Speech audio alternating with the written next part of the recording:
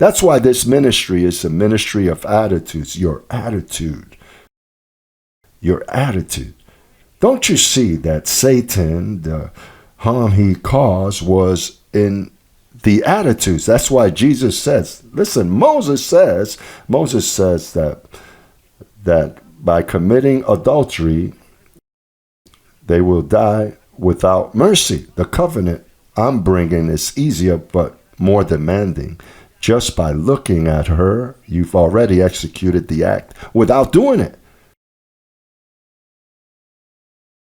Because iniquity is set in. What did the angel that cherubed Satan committed? What he committed was iniquity. He didn't do anything because God wasn't going to allow for him to usurp totally. Iniquity is not sin. Iniquity is what comes before sin. The prince's heart is lifted before he comes to the fall. So attitude is what rules. That is why we have to mature. Sometimes I get upset with myself. Why didn't I realize this 8 months ago? And why I didn't realize of this situation? You kind of enter into a state of. So God has to use people with discernment. Listen, apostle, this. Oh God, I didn't see that. That is why we need each other. And we have to listen to the voice of our brother that tells you, hey, did you notice that? Of what? Didn't you notice how he spoke to you? I didn't realize that. I thought he was talking about, no, that was direct.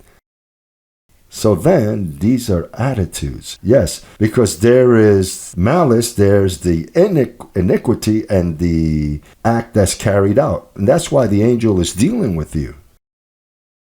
When the angel sees that you are plotting something, no one knows it, but the angel sees you.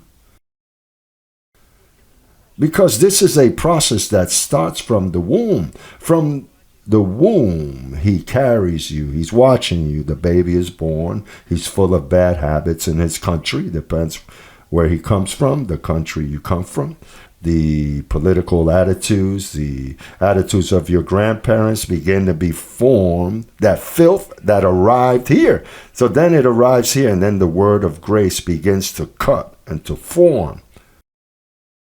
That is why this is a process that takes time. Look at the years you've been here, and you keep learning. Because you have a lot of bad habits. You were formed. That's why you see these countries that they have different attitude. Each country has a different attitude because they're formed according to the customs of their country. That's why Paul says, renew yourself in the spirit of your mind and do not conform to this world, but be transformed by the renewing of your understanding, that you may prove what is the good and acceptable and perfect will of God. It's perfect, but you have to renew.